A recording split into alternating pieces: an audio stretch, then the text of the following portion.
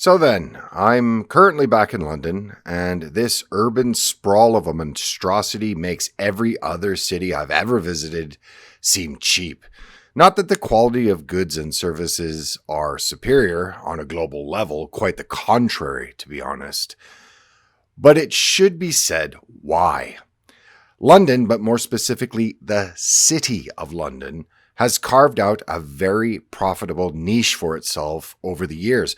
But how is the expensive nature of London linked to what could potentially end the global financial system and with it, Western hegemony? It's an interesting connect the dots, and it starts right now.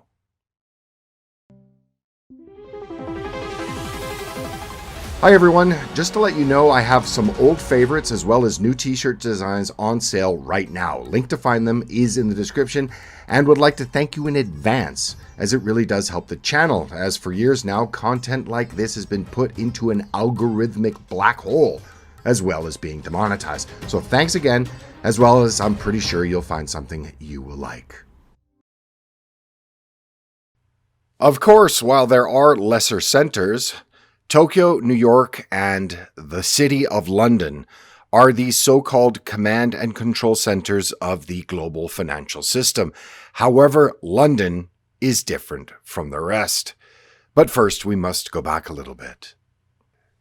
The establishment of the Bank of England, the model on which most modern central banks have been based upon, was devised by Charles Montague, 1st Earl of Halifax in 1694, and at the time, the crown was broke and had suffered a decisive defeat, and money was needed to finance the ongoing war with France.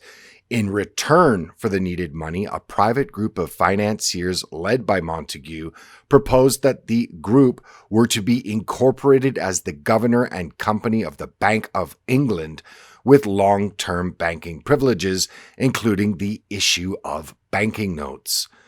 Shop was set up in the semi-autonomous City of London, the square mile encompassing the ancient Roman and medieval walled city, and the authority to create money out of nothing at a national level and then lent at interest was handed over to a small group of private financiers.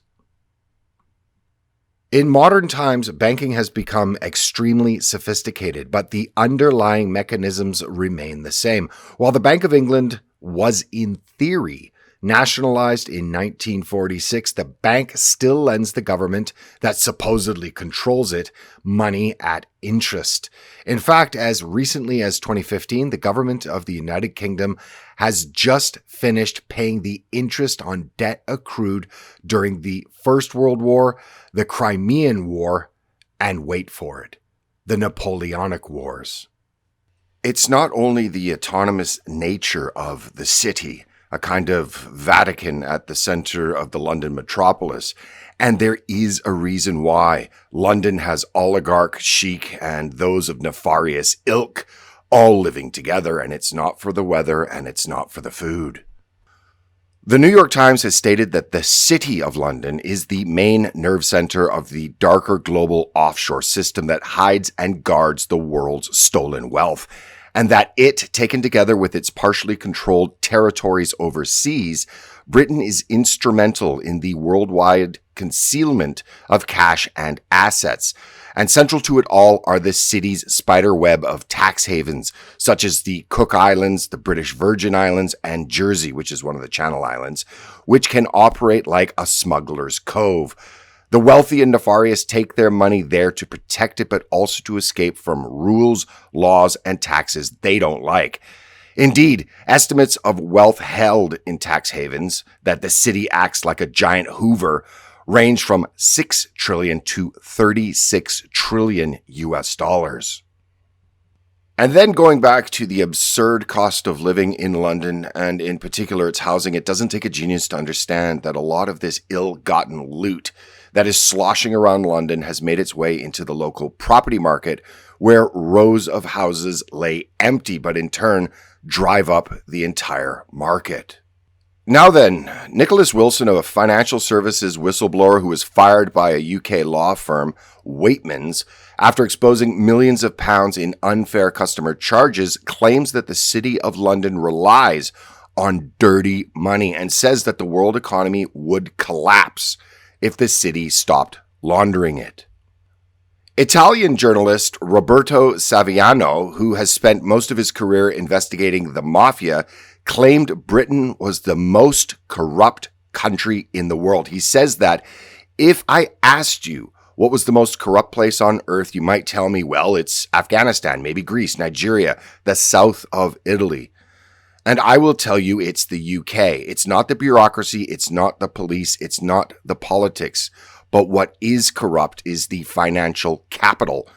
90% of the owners of capital in London have their headquarters offshore. Now that we can understand how important the node of the City of London is to global finance, rather than London itself, let's take a look at the gigantic bullseye the city has hovering over it as war and rumors of escalating wars make it to those whom this system of global finance seeks to crush.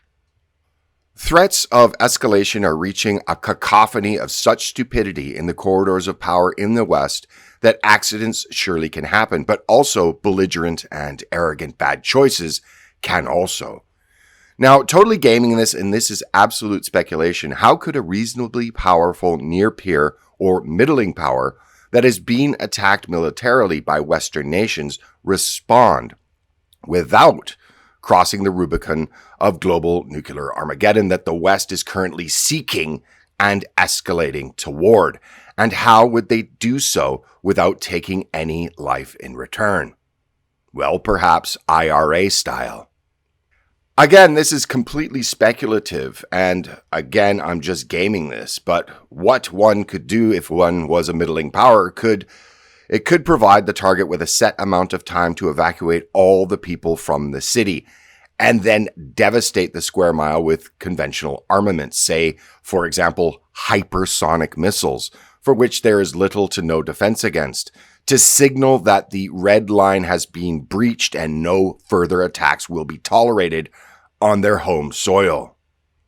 Now again, this is complete speculation and totally gaming the idea, but this could also be accomplished with other devices like an EMP, for example. But the point being is that the concentration of global capital in the city, its infrastructure, routing, and other financial methods that are being deployed by the West to subjugate the rest would need to be taken out, not to win, but to throw the entire Western-centered banking vice grip on the planet, along with their own domestic economies, into a fatal tailspin. And to the naysayers who claim that nothing like this could ever happen, I would remind them that war, not peace, is the natural state of mankind from the beginning of history, and the 21st century will be no different, as we are already learning.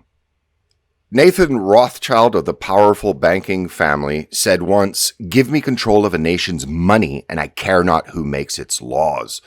But equally powerful is to take the power of control of a nation's money away. Truly, the West is much more fragile than people understand, and it could all go down in economic flames in a hypersonic minute without a single life lost. Thanks very much for watching. If you liked the video, please check to see that you are still subscribed, as YouTube has unsubscribed tens of thousands of people from my channel without their knowledge or consent. Also, click the alert bell. Whether it makes any kind of difference is up to speculation. I don't think so, but do so anyways. It would be very much appreciated. Also, check out the t-shirts and hats that were presented at the beginning of this video. It helps the channel and is especially appreciated. Again, thanks for watching, and I'll see you again in the next video. Bye for now.